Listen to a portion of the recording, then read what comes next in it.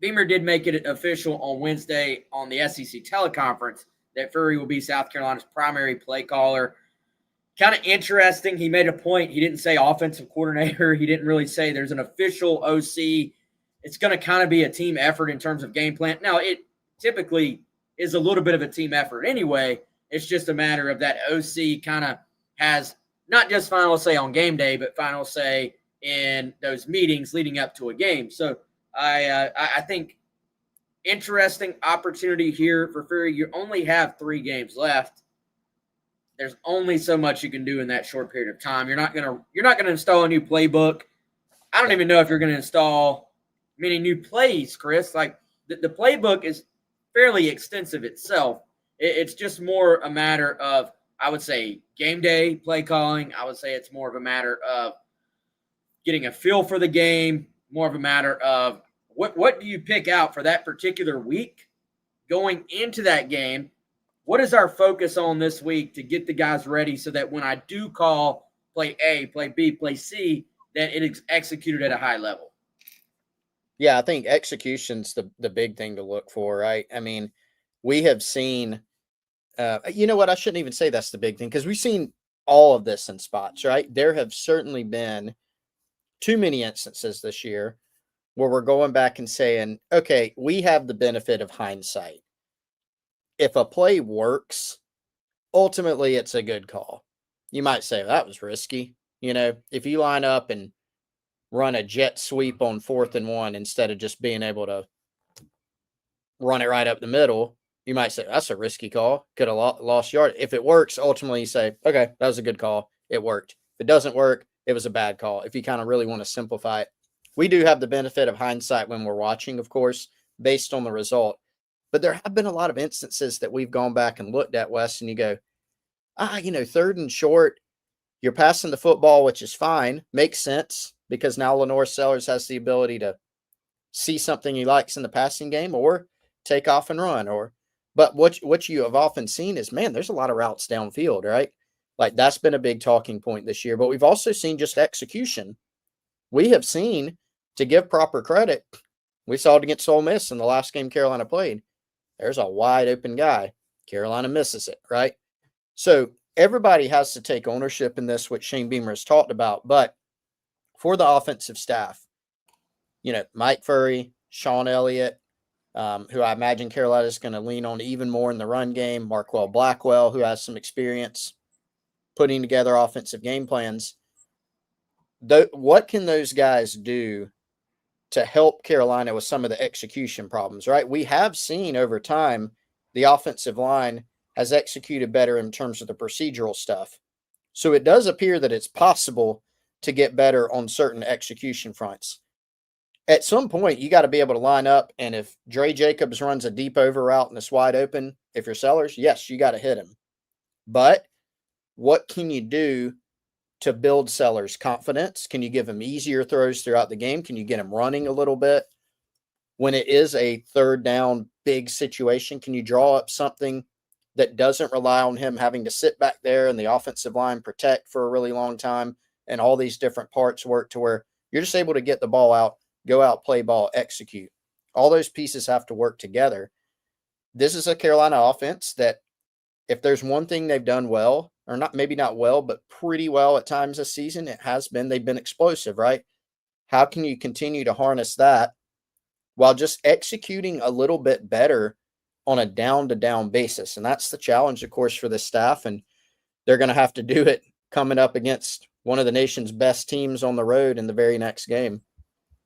Yeah, and I do think if I'm them, like there were some things they've done the last few weeks, and I would say to varying degrees of success that have looked different than what they were doing early in the season. In some cases, it's more of a matter of, well, you did this earlier in the year, but you're kind of doubling down on it a little bit. You're kind of focusing in on it a little bit more.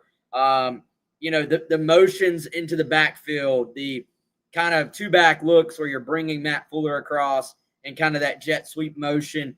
Some of what, is not like traditional triple option, but is the modern version that you see spread teams do, where there's a handoff, like zone read option, and then I can keep it as the quarterback or pitch it out option out of a lot of times you kind of have that orbit motion where you're involving the slot guy in a play. And,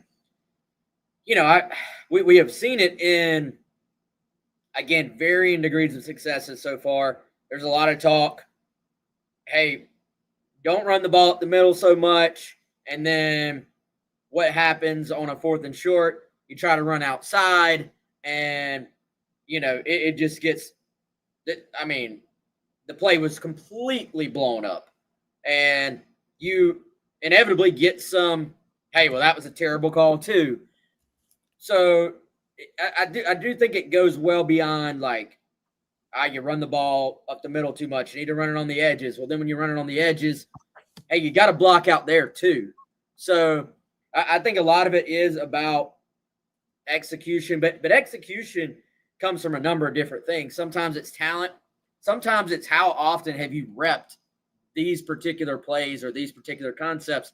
Some of the stuff we've seen the last 3 weeks, Chris, I would say particularly in the run game, you can tell there's a little bit more of a Sean Elliott impact or influence, I should say. Yep. We were hearing they were doing those things quite a bit in the spring, and then you get into the games this fall, and it just didn't feel like some of that stuff was called quite as much. So could you use this extra week to maybe kind of double down on just the execution of some of those things you've tried to implement a little bit more of the last couple of weeks? Will Furrey try to find some different ways to get these wide receivers involved, get the ball out quickly, get the ball in their hands, and let them go make plays? I really liked what we saw from Brian Rowe on Saturday. I think watch Brian Rowe catch the football. There's a couple of occasions he plucks the ball out of the air. It's not body catching. It's a hands catch. It's a fluid motion. You got to see a little bit of just the reason why they were so high on him dating back to the bowl practices last year.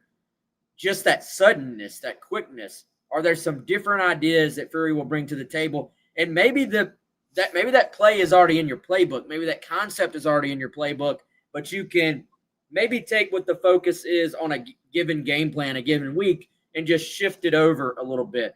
Then to me, Chris, I want to see, can you break some tendencies? Can you come out and let's say the scout on you as a team is that in this situation, 68% of the time this year, you've ran the ball up the middle, or in this situation, you've gone to this guy. Throw all that out the window. Throw more on first down, throw on 2nd and long. I think there's an old school NFL thought. It seems like if you have a 2nd and long, it seems like Shula wanted to run the football and try to cut down the distance on the 3rd and long. Well, if opponents know you're doing that, you're just going to end up in 3rd and long anyway. So, I think there's some different tendency breaking things you can do here if you're Furrey.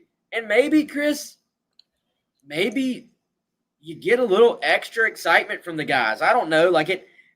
Shula actually was very liked in the building, I think, as a person. But it's got to get a little bit just frustrating when you're working your tail off, you're going back out there, and it's just not working. You're just not getting the results you want. So will this be a situation where having somebody that's got some energy, got some passion,